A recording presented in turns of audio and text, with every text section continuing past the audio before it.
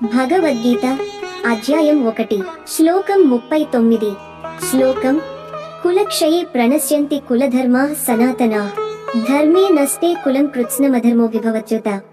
అర్జునుని హృదయం ఇంకా ధర్మం పట్ల తళతళలాడుతోంది. తన కుటుంబం, తన వంశధర్మం ఇవన్నీ నాశనమవుతాయన్న భయంతో అతడు తల్లడిల్లిపోతున్నాడు. శ్లోక ఉచ్చారణ.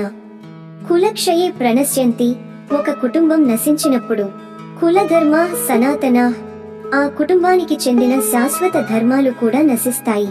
ధర్మే నస్తే, ధర్మం నశించినప్పుడు, కులం కృత్స్నం, ఆ మొత్తం కుటుంబము, అధర్మః అభిభవతి, అధర్మపు పంజాలో చిక్కిపోతుంది.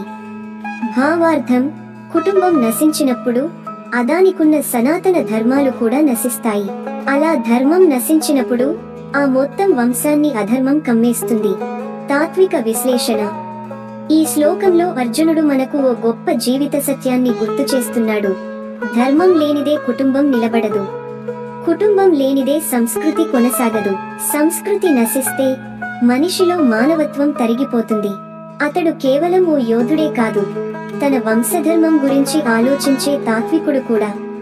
మన జీవితానికి సందేశం, మన కుటుంబాల్లో ఉన్న మంచి సంప్రదాయాలు, ధర్మచర్యతలు, ఇవి ఒక్కొక్కటిగా తప్పకపోతే నశించిపోతాయి. ధర్మాన్ని కాపాడటం అంటే కేవలం ఆచారాలను పాటించడమే కాదు, ప్రతిరోజు మన కర్మల్లో దాన్ని నిలబెట్టడం. ఆత్మ పరిశీలన ప్రశ్నలు. నేను చేసే పనులు నా కుటుంబ ధర్మాన్ని నిలబెడుతున్నాయా? నేను బలంగా నిలబడే చోట అధర్మాన్ని ప్రశ్నిస్తున్నానా? భగవద్గీతలో అర్జునుడు యుద్ధానికి ముందు ధర్మాన్ని వదలకూడదన్న సందేశాన్ని మనకిచ్చాడు. ఇలాంటి ఆధ్యాత్మిక తాత్వికతతో కూడిన వ్యాఖ్యానాలకు సబ్స్క్రైబ్ చేయండి, లైక్ చేయండి, షేర్ చేయండి.